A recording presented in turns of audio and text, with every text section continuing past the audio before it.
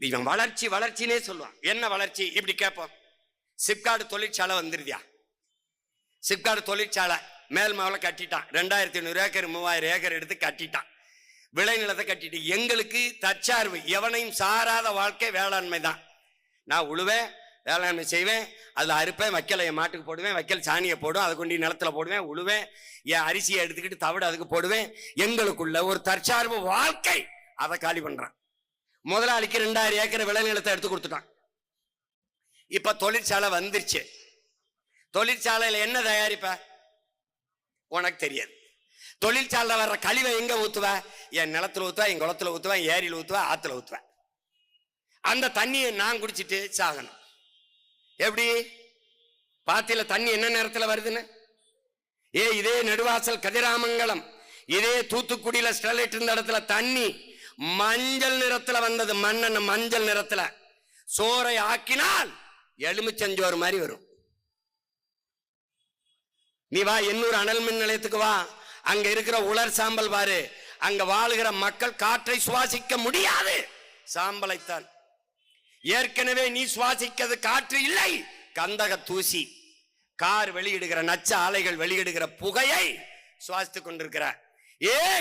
பிறக்கும் போது குழந்தை புற்றுநோயோட பிறக்கிறது என்றால் தாயின் வயிற்றில் இருந்து வரும்போதே நோயோட வருகிறது. இதுல சிப்காட்ல என்னடா தயாரிப்பான்? Polythene, plastic. பிறந்த குழந்தையின் தொப்புள் கொடியிலே பிளாஸ்டிக் துகள்கள். வேணா இருக்கு வலைவெளியில போட்டு காட்டல, அடுத்த தடவை போட்டு காட்டுறேன். விந்த அணுக்களுக்குள்ளே பிளாஸ்டிக் துகள்கள். நான் சொன்னா பொய் சொல்றேன் மேடம், அந்த பைத்தியக்கார பைய. இவன் எதுவுமே நான் பேசும்போது புரியாது. நான் போதிக்கும் போது உனக்கு புரியாது, பாதிக்கும் போதுதான் நான் சொல்றது உனக்கு புரியும். பிளாஸ்டிக் தயாரிப்பான். அந்த கழிவை கொண்டு நம்ம ஆத்துல ஊத்துவான், கிணத்துல ஊத்துவான், குளத்துல ஊத்துவான், குழிய தோண்டி ஆழ்குழாய் கிணறுக்குள்ள பூமிக்குள்ள ஊத்திட்டு போயிடுவான். நிலம் நஞ்சாயிரம், நீர் நஞ்சாயிரம். இந்த ஆலை கழிவு, பாலாறு தண்ணி, காவிரி தண்ணி திறக்கும் போதெல்லாம் ஒரு ஆள் உயரத்துக்கு நுர நுரையா தண்ணி வருத. அப்படிதான் இதுக்கு முன்னாடி வந்துச்சா? தண்ணி வருதா, நுரை வருதா? இங்க இருக்கிற அமைச்சர்கிட்ட கேட்கறதுக்கு மக்கள் நிறைய சோப் போட்டு குளிச்சு விடுறாங்கன்ட்டான். இந்த மாதிரி அறிவாளிகளுக்கு ஓட்டு போட்ட கூட்டமே ஒண்ணு என்ன செய்யறது? என்ன செய்யறது?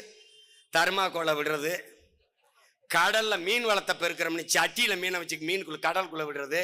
இவங்களெல்லாம் எங்கடா கண்டுபிடிப்பீங்க? தேடி தேடி பார்த்து ஓட்டு போடுறீங்கள நீங்க. இவங்கள எப்படி?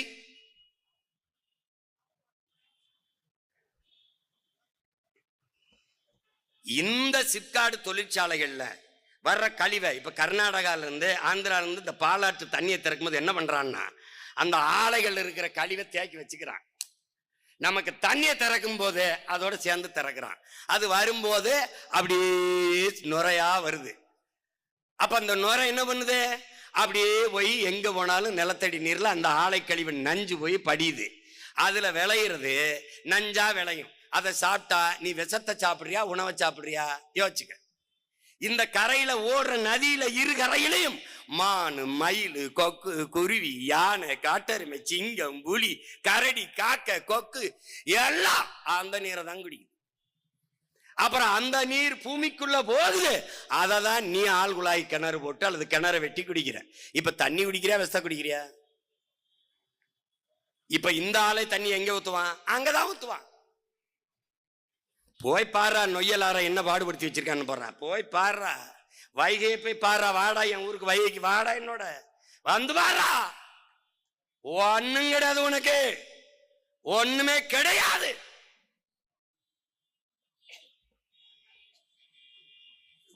திரும்ப திரும்ப நான் சொல்றேன், இன்னொரு முறை இங்க பாரு.